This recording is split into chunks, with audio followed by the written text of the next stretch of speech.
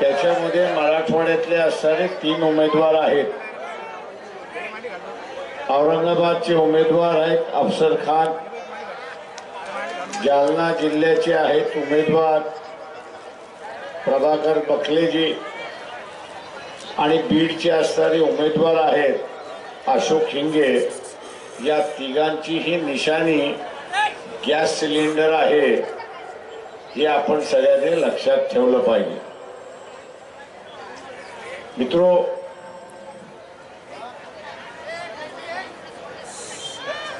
या निवडणुकीमध्ये आपण असं पाहिलंय, उमेदवार काँग्रेस शिवसेनेचा असेल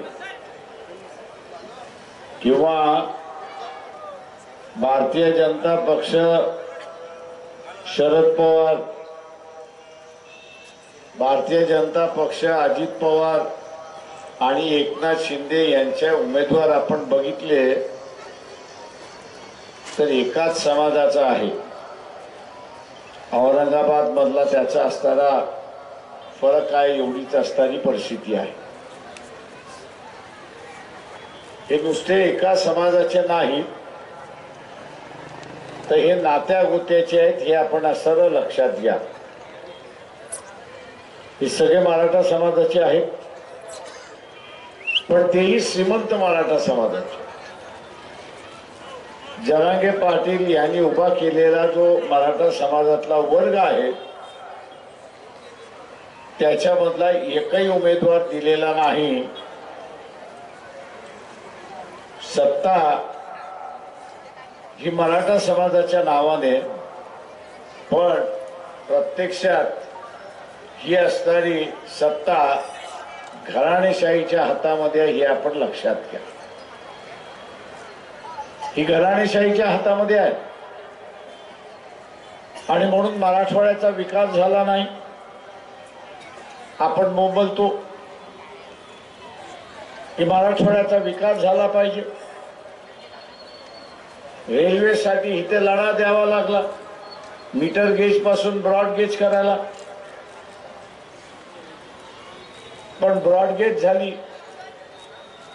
पण ब्रॉड गेज सुद्धा सिंगल लाईन झाली, ती डबल लाईन अजून झाली नाही, अशी असणारी परिस्थिती आहे। डबल लाईन कदाचित झाली असती तर मराठवाड्यामध्ये येण्या जाण्याचा वेळ जो आहे तो अर्धा कमी झाला असता, अशी परिस्थिती आहे। आणि वेळ वाचतो म्हटल्यानंतर उद्योग सुद्धा आले असते, अशी परिस्थिती आहे। मध्यंतरी आपण बघत असाल की औरंगाबाद हे विकसित होते असं वाटलं, वेगवेगळ्या कंपन्या यायला लागल्या, त्याच्यातल्या फक्त असणाऱ्या 4-5 कंपन्या टिकल्या, उरलेल्या कंपन्या भूर झाल्या, अशी परिस्थिती आहे। आणि त्याचं कारण आहे की ज्या काही सोयी सवलती दिल्या पाहिजे, महाराष्ट्र शासनाने दिल्या नाही। मराठवाडा आहे, मागासलेला भाग आहे, म्हणून मागासलेला भाग राहिला पाहिजे, अशा दृष्टीने महाराष्ट्र शासन बघत आलं, अशी परिस्थिती आहे। माझं आव्हान आहे आपल्या सगळ्यांना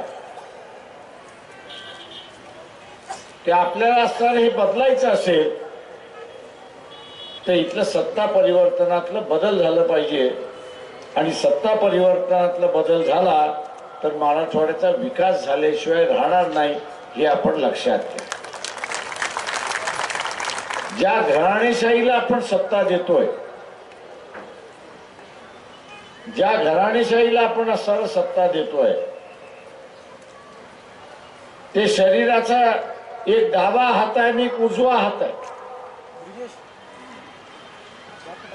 तो शरीरातला डावा हात आहे आणि उजवा हात आहे।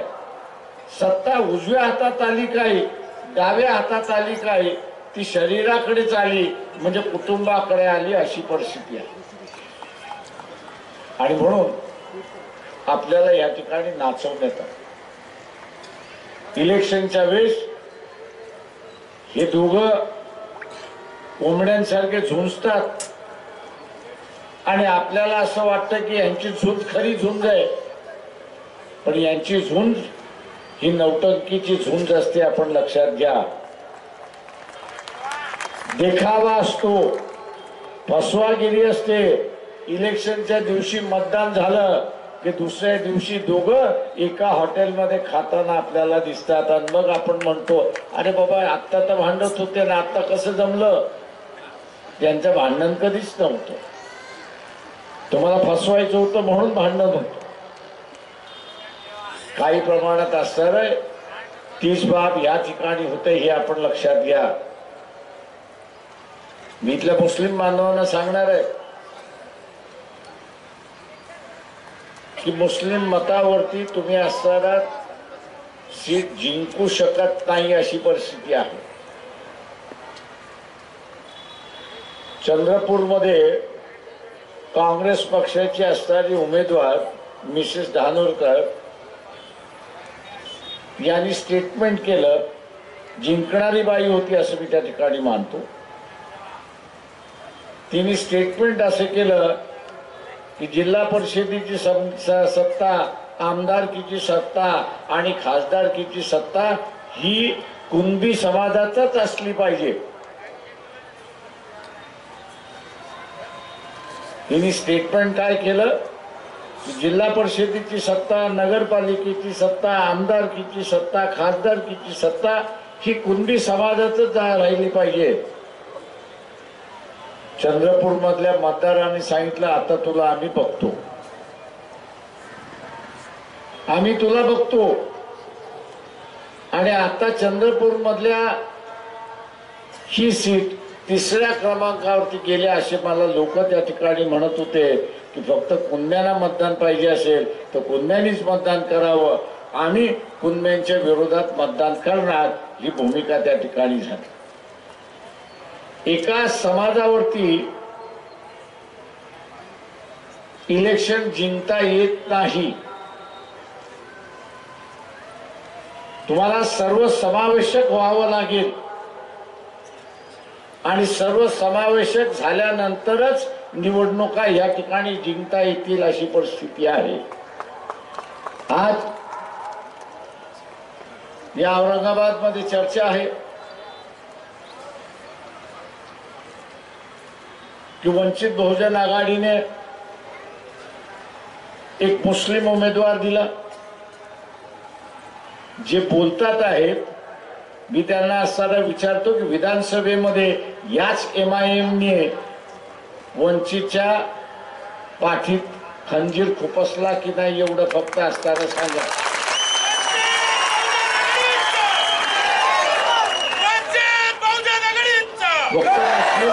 मतांवरती असणारा MIM-चा उमेदवार जिंकून आला नाही. ते MIM-चा उमेदवार जिंकून आला इथल्या OBCच्या मतावरती जिंकून आला हे एवढं लक्षात घ्या. मुस्लिम कार्यकर्ता मुसलमानाच्या विरोधात भूमिका घेत नाही. मुस्लिम समाज पाठीमागे राहिलाय त्याचं एकमेव कारण की त्याच्या समाजातला वाईट माणूस मुस्लिम कार्यकर्ता वाईट असला तरी त्याच्या विरोधात तो भूमिका घेत नाही आणि त्याला सांगत नाही की तू असताना चुकलेला आहेस.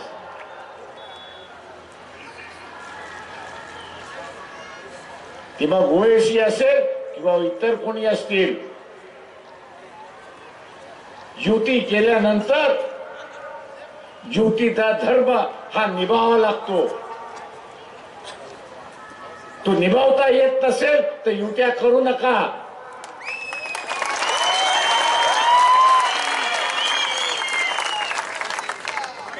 युत्या करता येत नसेल आणि धर्म निभावता येत नसेल तर युत्या करू नका. मुस्लिम बांधवांना माझं असणारं आव्हान आहे की हिंदू समाजामधला जो सेक्युलर मिजाज आहे त्यांनी आपल्या समाजाच्या विरोधात जाऊन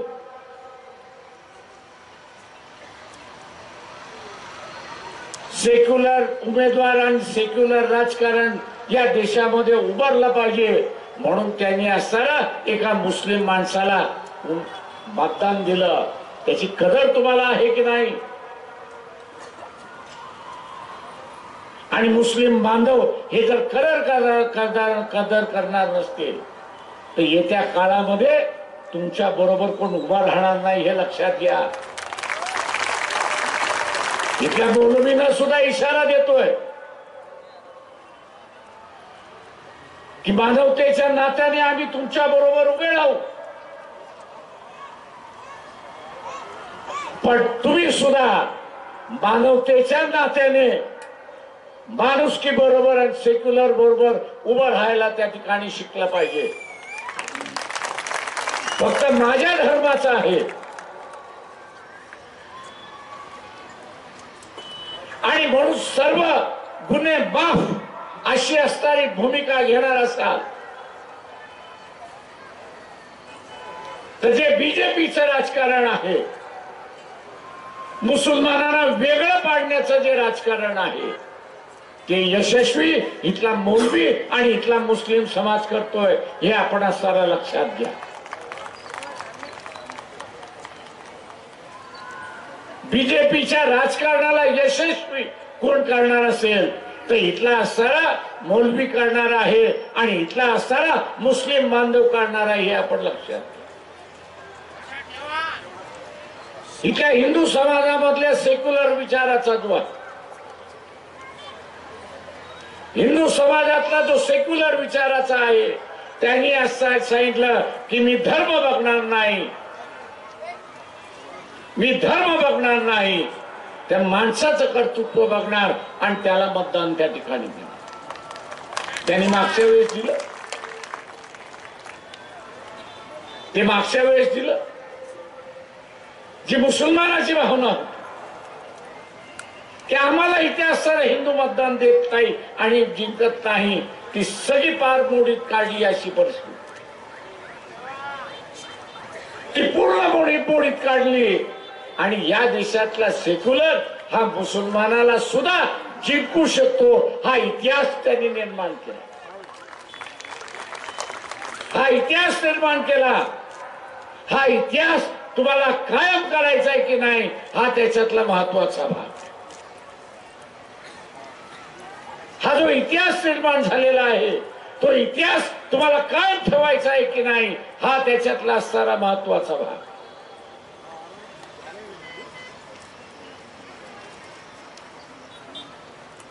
कालच मोदीचं वाक्य की बाळासाहेब ठाकरेंचे असणारे माझ्यावरती उपकार आहेत आणि म्हणून उद्धव ठाकरे अडचणीत आले तर मी त्याच्या पाठीशी उभा आहे आणि पाहिजे ती मदत मी त्या ठिकाणी करणार आहे. हे उद्याच्या येणाऱ्या राजकारणाची नांदी आहे हे आपण लक्षात घ्या. ही उद्याच्या राजकारणाची नांदी आहे. वाटाघाटी ज्यावेळेस चालल्या होत्या त्यावेळेस आम्ही पहिल्यांदा म्हणालो होतो की आपण सेक्युलर मतावरती जिंकून येणार आहोत आणि म्हणून सेक्युलर मतदाराला हे आश्वासित करू की 5 वर्ष आम्ही भारतीय जनता पक्षाबरोबर समझोता करणार नाही. हे आश्वासन आपण देऊ. हे आश्वासन द्यायला राष्ट्रवादी तयार नव्हती आणि हे आश्वासन द्यायला शिवसेना ही तयार नव्हती. शिवसेना ही तयार नव्हती. मी आता असणारा काही मुस्लिमांचं बघतोय नाही आपण सेक्युलर पार्टियों को वोट देना चाहिए. अरे कोण सेक्युलर?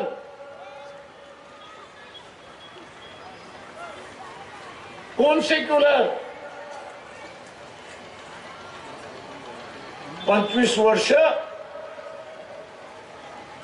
शिवसेनेचा उमेदवार हा भारतीय जनता पक्षाबरोबर होता.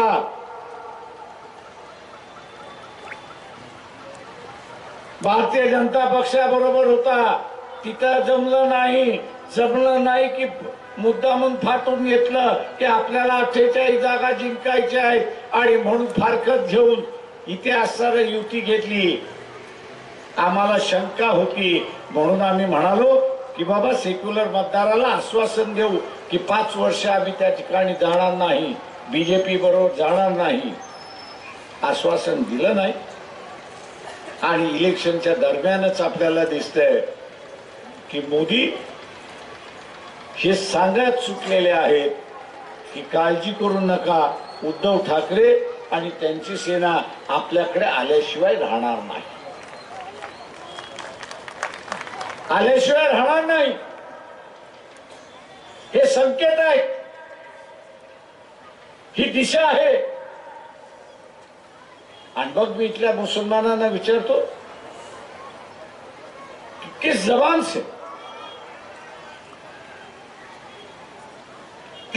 से आप ये कह रहे हो?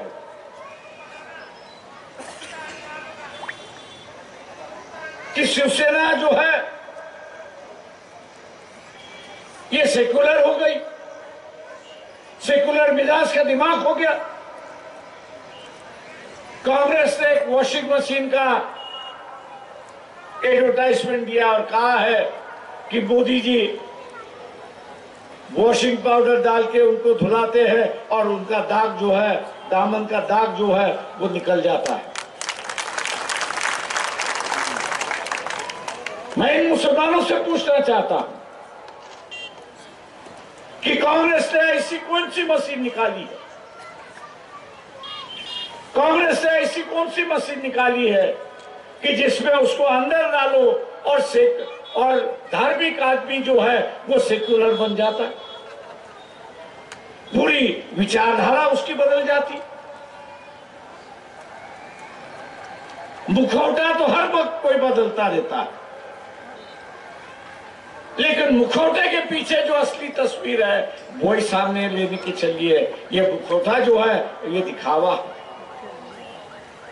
अगर मुस्लिम समाज यहां पे चूक गए, अगर मुस्लिम समाज यहां पे चूक गया तो मान लो दोबारा ये मौका आपको मिलेगा. ये बात मैं नहीं कह रहा हूं, इस देश की जो अर्थ मंत्री है निर्मला सीतारामन, उनके जो पति है बरकला प्रभाकरन, उनकी 10 या 12 दिन पहले वीडियो पे मुलाकात है और उस वीडियो के मुलाकात में उन्होंने कहा है कि अगर दोबारा मोदी चुन के आते हैं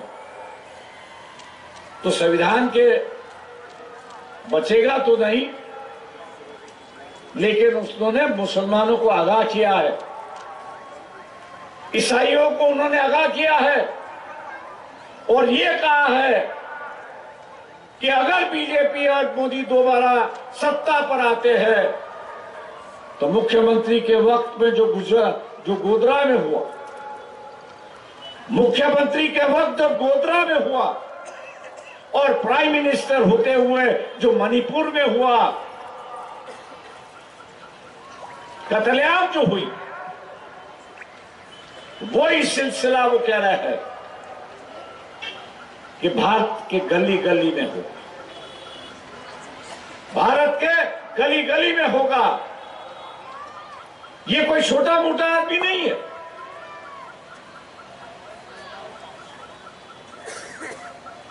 जिसके बीवी के हाथ में इस देश की पूरी तिजोरी है और उसके सही के बिना, सिग्नेचर के बिना या कुछ हिलता नहीं है, ऐसे व्यक्ति आपको आगाह कर रहा है. इसलिए इस बात को नजरअंदाज मत करो, इस बात को आप नजरअंदाज मत करिए. कुछ लोग मुझे कहते हैं इतिहास का दोहराता है कि हम तो लड़ने वाली कौन. मैं उनसे ये पूछता हूं फिर गोधरा में क्यों नहीं लड़े भैया? बदले की भावना क्या, तो फिर गोधरा में क्यों नहीं बदला लिया? ये जो इतिहास जो है वो सबक सिखाता है कि वह हम लोग लड़ना चाहिए। ये नहीं कि उसकी दुआ दे के हम लोग ये करें।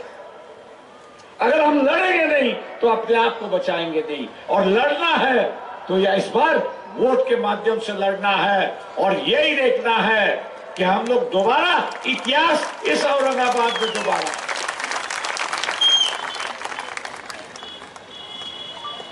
जैसे मैंने पहले वक्ताओं ने यहां पर कहा कि जो वंचित बहुजन अघाड़ी के साथ में जो मतदार है, वंचित बहुजन अघाड़ी के साथ में जो मतदार है, वो मतदार आज भी अफसर के साथ में, आज भी अफसर के साथ में है। और मैं मुसलमानों से पूछता हूं, आप हारने वाले के साथ जुड़ोगे या जीतने वालों के साथ जुड़ोगे?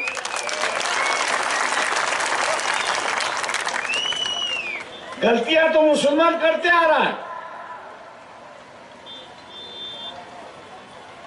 औरंगजेब के मजहब पर वंचित बहुजन अघाड़ी को,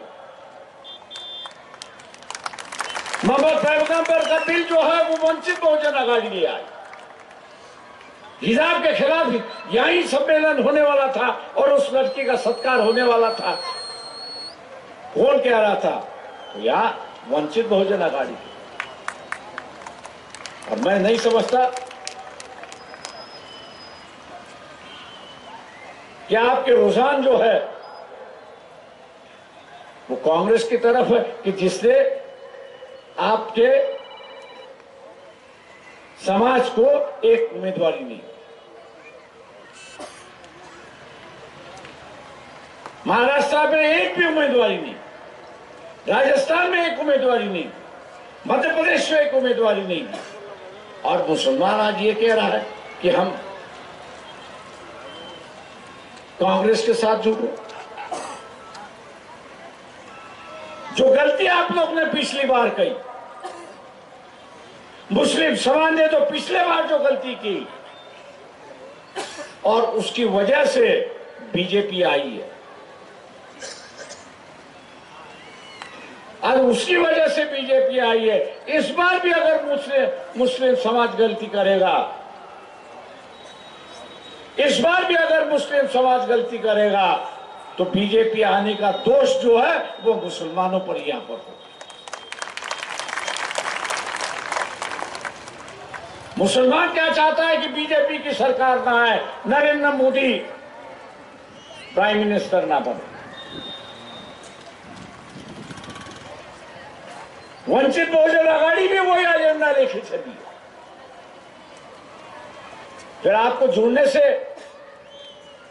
कतराते क्यों?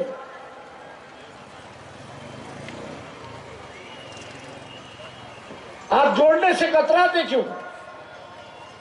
आपका मजहब तो यह सिखाता है कि जिस पर जुल्म हो रहा है, अत्याचार हो रहा है, उसको साथ दो, उसके साथ रहो, तो अल्लाह आपको दुआ दे। यहां मालियों को टिकट नहीं है, धनगरों को टिकट नहीं दिया, और किसी समाज को नहीं दिया। और अत्याचार जो होता है वो जिनको टिकट दिया हुआ है कांग्रेस वालों ने, वही तो अत्याचार मुसलमानों पे कर रहा है। इस बात को आप भूल गए। एक नया रास्ता, दोस्ती का रास्ता, भाईचारे का रास्ता, विश्वास का रास्ता, सेक्युलर का रास्ता वंचित बहुजन अघाड़ी आपके सामने रखा। वंचित बहुजन अघाड़ी आपके सामने रख रहे हैं। आज बीजेपी और नरेंद्र मोदी ये कह रहे हैं, इनडायरेक्टली कह रहे हैं कि कांग्रेस का जो एजेंडा है वो मुस्लिम लीग का एजेंडा है, और उसके आगे जाके ये कह रहे हैं कि देश का बंटवारा हो। कभी आपने सोनिया गांधी, राहुल गांधी खड़गे ने इसके खिलाफ का बयान दिया, ये आपने सुना है? जिनकी हिम्मत नहीं है अपनी इज्जत बचाने की, अपनी इज्जत बचाने की हिम्मत नहीं है, वो आप लोगों की क्या हिफाजत कर रहे हैं? आपकी अगर हिफाजत करना है तो आपको ही हिफाजत करना जरूरी है। और इसलिए मैं आप लोगों से ये कहता हूं कि हम लोगों की कोशिश है कि मुस्लिम समाज अपने पैरों पर खड़ा हो, और इसलिए इस इलेक्शन में 5 जगह जो है वो मुसलमान कैंडिडेट हम लोग ने उतारे। अफसर खान उसमें से एक है। वक्त हो चुका है, वक्त हो चुका है। इसलिए मैं आपसे गुजारिश करता हूं, विनती करता हूं, ये तीनों उम्मीदवारों की जो निशानी है ये गैस सिलेंडर है। गैस सिलेंडर का सामने का बटन दबाकर इनको भारी वोटों से जिताइए। इन्हीं लफ्जों के साथ रजा लेता हूं। खुदा हाफिज।